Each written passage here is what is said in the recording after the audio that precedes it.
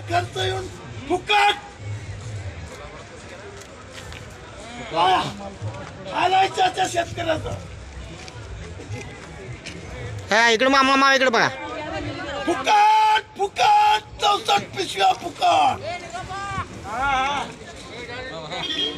फुकट फुकट 64 पिशव्या फुकट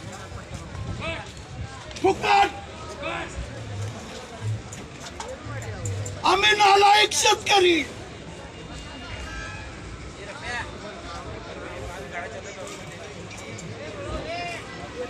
फुकट फुकट 64 पिशव्या फुकट.